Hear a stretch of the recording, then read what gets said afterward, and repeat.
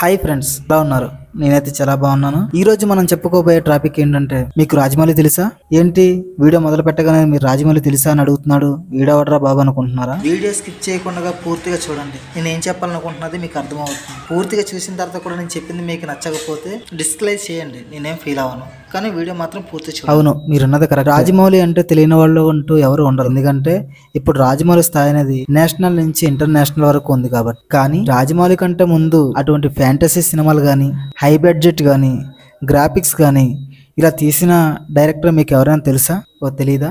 అతనే మరెవరో కాదు, కోడి రామకృష్ణ. కోడి రామకృష్ణ అంటే చాలా మందికి, జనరేషన్కి చాలా మందికి తెలియకపోవచ్చు. ఎందుకంటే రాజమౌళి కంటే ముందు ఇటువంటి గ్రాఫికల్ సినిమా కానీ, హై బడ్జెట్ మూవీస్ కానీ, సో ఫ్యాంటసీ మూవీస్ కానీ ఇటువంటి అన్ని కూడా పరిచయం చేసింది మనకి కోడి రామకృష్ణ గారే.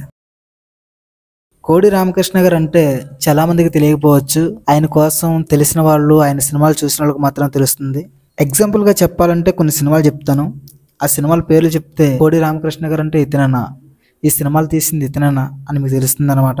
అనుష్క గారు నటించిన సినిమా అరుంధతి సినిమా చూసారా? అరుంధతి సినిమా తీసింది ఎవరో కాదు, కోడి రామకృష్ణ గారే. ఇంకా మన విక్టరీ వెంకటేష్ తో తీసిన సినిమా దేవపుత్రుడు. అందులో సాంగ్స్ కూడా చాలా హైలైట్స్ ఉంటాయి. ఇప్పటికీ తెల్లా తెల్లని సీర టీవీల్లోనో ఫంక్షన్లోనూ ఈ పాటకి ఎక్కువగా డ్యాన్స్ కూడా వేస్తుంటారు. ఆయన సినిమాలు 1, 2 కాదు, చాలా సినిమాలు తీశారు. ఇటువంటి ఫ్యాంటసీ సినిమాలు అయితే దేవి, అమ్మోరు, దేవుళ్ళు, అరుంధతి, నాగాభరణం, ఆఖరిగా మన మెగాస్టార్ చిరంజీవి గారు నటించిన సినిమా అంజి. అవును, అంజి సినిమా కూడా తీసింది కూడా మన కోడి రామకృష్ణ గారే. ఇప్పుడు మనం చెప్పుకోబోయే ట్రాఫిక్ అంజి సినిమా కోసం. అంజి సినిమాలో గ్రాఫిక్స్ ఎంత అద్భుతంగా ఉంటాయి. ఆ రోజుల్లోనే ఆ సినిమా అంత లో బడ్జెట్ లోనే అంత మంచి గ్రాఫిక్స్ తీసుకొచ్చారంటే చాలా అంటే చాలా మెచ్చుకోవచ్చు. అంజి ఎంట్రింగ్ సీన్ కానీ, ఇంటర్వెల్ సీన్ కానీ, క్లైమాక్స్ సీన్ కానీ, ఇంకా లాస్ట్ క్లైమాక్స్ 45 మినిట్స్ అయితే ఇంకా 2 కళ్ళు సరిపో సినిమా చూడాలంటే. ఆ సినిమాను కానీ ఇప్పట్లో కానీ ప్యాన్ ఇండియా మూవీగా రిలీజ్ చేస్తే ఖచ్చితంగా 1000 crores ఖచ్చితంగా కొట్టేది. 1000 కోట్లకు పైకే కానీ తక్కువ కొట్టదు సినిమా అయితే. ఆ రోజుల్లో ఇటువంటి ఫ్యాంటసీ సినిమాలకి పెద్దగా ఎవరికి తెలియక ఆ సినిమాని అంతగా వెళ్ళనివ్వలేకపోయారు. కానీ ఇప్పటికీ ఆ సినిమా టీవీలోకి వస్తే చాలామంది టీవీకి అతుక్కుపోయి చూస్తూ ఉంటారు. పర్సనల్గా నా ఒపీనియన్ చెప్పాలంటే ఇప్పటికీ టీవీలో వస్తే అంజి మూవీని ఎన్నిసార్లు చూస్తాను. ఎందుకంటే ఆ సినిమా, ఆ ప్రపంచం అనేది ఒక వేరుగా ఉంటుంది. నాకైతే చాలా ఇష్టం ఆ సినిమాలో సాంగ్స్ కానీ, సినిమా వర్క్ కానీ.